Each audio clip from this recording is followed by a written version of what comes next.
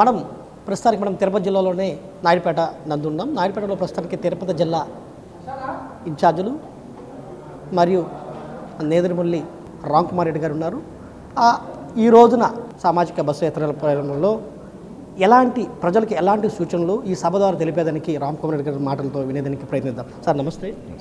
Sir ఎలా sir ఇప్పుడు ఈ సామాజిక బస్సు యాత్ర ఏర్పడుతున్నారు, ప్రజలకు ఏ విధంగా భావాలు తెలియజేస్తారు? ఇప్పుడు ప్రతి రాజకీయ పార్టీ ఇప్పటి వరకు బడుగు బలహీన వర్గాలని పోవర్టీ లెవెల్ నుంచి కానీ అణగారిన వర్గం అని పైకి తీసుకొని రావాలని మాటలు చెప్పారు. కానీ వైఎస్ఆర్ కాంగ్రెస్ ప్రభుత్వం జగన్మోహన్ రెడ్డి నేతృత్వంలో సూక్ష్మంగా గ్రహించి వీళ్ళని అసలు ఎలా పైకి తీసుకొని రావాలి, సమాజంలో ఎలా గుర్తింపు ఇవ్వాలి అని నామినేటెడ్ పోస్టులో కానీ ఎలక్టెడ్ పోస్టులో కానీ రాజ్యాంగం అడిగిన దానికన్నా ఎక్కువ ప్రాధాన్యత ఇస్తూ నా ఎస్సీ, నా బీసీ, నా ఎస్టీ, నా మైనారిటీ అని సొంతం చేసుకున్న ఏకైక వ్యక్తి జగన్మోహన్ రెడ్డి గారు. దాని నిదర్శనం మొన్న అంబేద్కర్ గారి విగ్రహం కూడా. ఇదివరకు ప్రభుత్వాలు కూడా స్మృతివనం అని ఒక జీవో పాస్ చేసి దాన్ని కంటి తుడుపు చర్యగా స్థలం ఇక్కడ పెడతామని చాలా గ్రాండ్గా చేస్తామన్నారు. కానీ అందరికీ తెలిసిందే తెలుగుదేశం ప్రభుత్వం అంటే 3D ఇమేజెస్, మాయమాటలు. అదే జరిగింది. మన ముఖ్యమంత్రి జగన్మోహన్ రెడ్డి గారు ఒకసారి అనౌన్స్ చేశారు, వెంటనే దానిలో కార్యరూపం దాల్చి సంవత్సరం లోపల విజయవాడ నడిబొడ్డులో 126 అడుగుల ఎత్తు 404 కోట్లు ఖర్చయిన ఆంధ్రప్రదేశ్ రాష్ట్రానికే తలమానికంగా దేశంలోనే అత్యంత ఎత్తైన అంబేద్కర్ గారి విగ్రహం ఇక్కడ ప్రతిష్ఠించడం, దాన్ని ఆ రోజు ఆయన ఆవిష్కరించడం జరిగింది. ఇది ఆయన నిబద్ధత, జగన్మోహన్ రెడ్డి గారి మాటకిచ్చే విలువ నిదర్శనం. ఈ సామాజిక బస్సు యాత్రలు ఆంధ్ర రాష్ట్రంలో 3 ప్రదేశాల్లో ఒకేసారి జరుగుతున్నాయి. చాలా వరకు 160 దాకా పూర్తయినట్టున్నాయి, ఇంకొక 10 ఉన్నాయి. ఇవి పూర్తయితే జగన్మోహన్ రెడ్డి గారే స్వయంగా ఇంకా ఎలక్షన్ సమరశంకారం పూరించడం జరిగింది. కాబట్టి 5 జిల్లాలకు ఒక మీటింగ్గా మా క్యాడర్తో ఆయన మమేకమై వాళ్ళకి దిశానిర్దేశం చేయబోతున్నారు. సార్ ఇప్పుడు జగన్మోహన్ రెడ్డి గారు నిదాదేశాలుగా 175 నియోజకవర్గం 175 సీట్లను గెలిపించాలనుకుంటున్నారు. అదేవిధంగా తెలుగుదేశం ప్రభుత్వం మరియు తెలుగుదేశం ప్రభుత్వం కావచ్చు, కానీ జనసేన కావచ్చు, పొత్తు మీద వాళ్ళు మేము పొత్తుతో వచ్చి మేమే గెలుస్తామని ఒక నిదానంగా పలుకుతున్నారు. ఈ యొక్క సమీక్ష పథకాల్లో మరి జగన్మోహన్ రెడ్డి అనుకున్న 175 సీట్లు గెలిచే అవకాశం ఉంటుందా లేదా? 100% ఉంది. దానిలో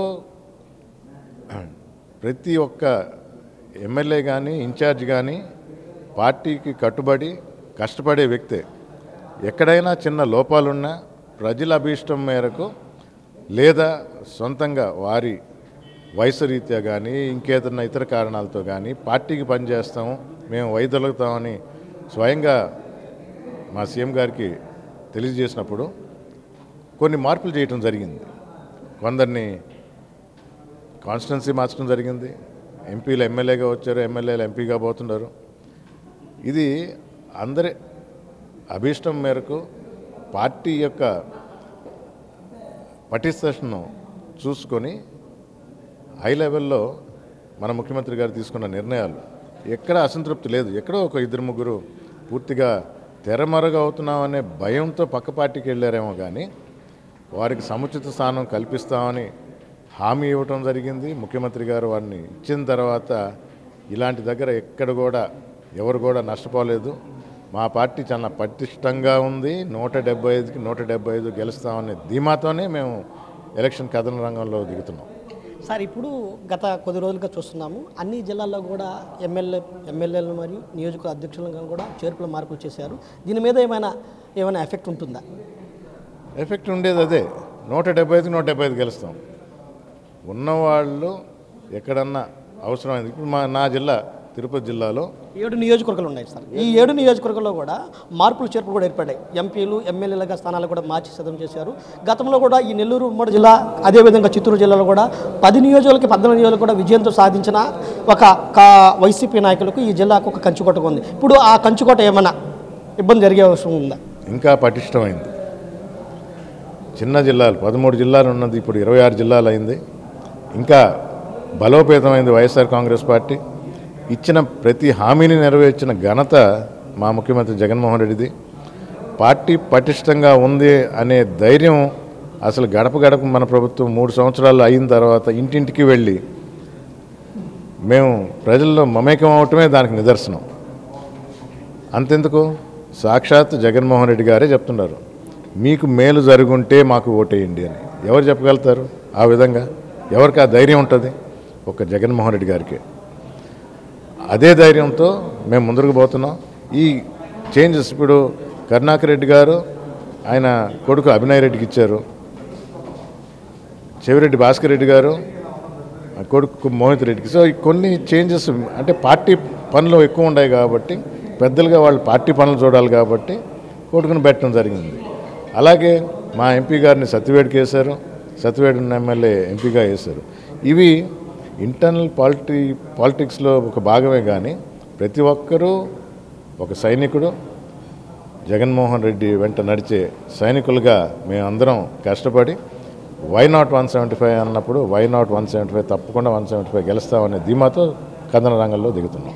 సార్, ఈ యొక్క సూళ్ళూరుపేట నియోజకవర్గంలో వ్యతిరేకతంగా జరుగుతుందని కానీ ఇదే సామాజిక చెందిన వైసీపీ నాయకులు కూడా వ్యతిరేకతతో కూడా చేస్తున్నారు. ఆ సభలు ఆ యొక్క పక్కదంగా మీ దాకా వచ్చి ఉంటాయి. దానికి మీరు ఏమంటారు?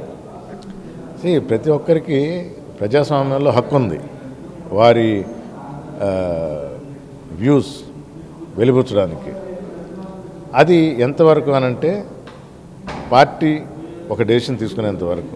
పార్టీ ఒక నిర్ణయానికి వచ్చిన తర్వాత అందరూ పార్టీ నిర్దేశించిన అభ్యర్థి కొరకు కష్టపడతారు, ఆ అభ్యర్థిని గెలిపిస్తారు. అందుకని మొదట్లో ఏదన్నా ఉన్నా కూడా ఇంకేదన్నా కొసరు ఏదన్నా ఉన్నా కూడా అవన్నీ సర్దుమణుతాయని మాకు నమ్మకం ఉంది.